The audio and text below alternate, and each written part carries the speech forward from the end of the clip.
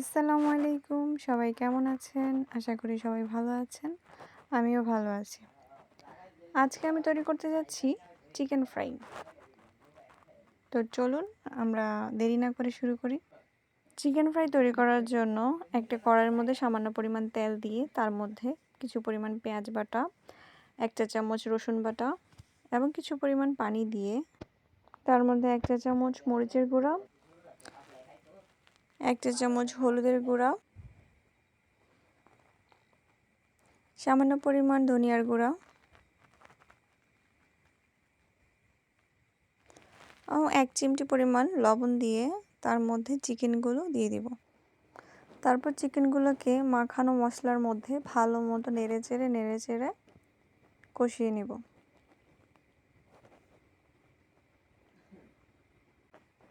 তারপর এগুলোকে ঢাকনা দিয়ে কিছুক্ষণের জন্য রেখে দিব।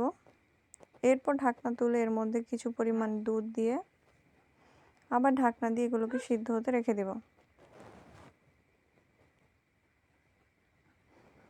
এভাবে অনবরত কিছুক্ষণ ঢাকনা দিয়ে রাখার পরে তারপর ঢাকনা উঠিয়ে এর মধ্যে সামান্য পরিমাণ টমেটো সস দিয়ে দিলাম। টমেটো সস দিয়ে এবার ভালো মতো নেড়ে নেব। তারপর নাড়তে নাড়তে যখন চিকেনের ঝোলগুলো শুকিয়ে যাবে তখন এগুলোকে নামিয়ে রাখবো। তারপর আগে থেকে গুঁড়ো করে রাখা বিস্কুটের গুঁড়োর মধ্যে রাঁধুনি রেডিমিক্স মশলা দিয়ে দিব। তারপর এগুলো ভালো মতো নেড়েচেড়ে পাশে রেখে দেব। আর একটা বাটিতে 2টো ডিম নিয়ে নিব। ডিমের কুসুমগুলো আলাদা করে রাখবো এবং ডিমের সাদা অংশ আলাদা করে রাখবো।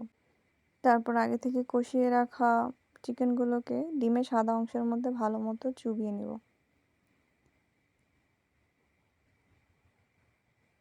চুবানো হয়ে গেলে বিস্কুটের গুঁড়োর মধ্যে সেই চিকেনগুলোকে ভালো মতো ম্যারিনেট করে মেখে নেব। খুবই আলতো হাতে চিকেনগুলোকে মেখে নিতে হবে। তারপর একটা একটা করে আমরা তেলের মধ্যে ভেজে নেব। এই যে সুন্দর একটা কালার চলে এসেছে। এভাবে যখন কালার চলে আসবে তখন চিকেনগুলোকে নামিয়ে নেব। এই যে দেখলেন তো আমাদের চিকেনগুলো সুন্দরভাবে হয়ে গিয়েছে।